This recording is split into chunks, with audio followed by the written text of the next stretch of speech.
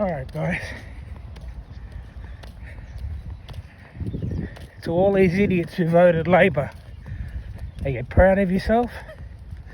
Are you proud of yourself? Don't know why. You know, we could have got rid of this government. We could have got rid of welcome to countries. We could have brought in the fuel subsidy, 60 cents off a litre straight away, boom. But oh no, the do-gooders have to vote Labor.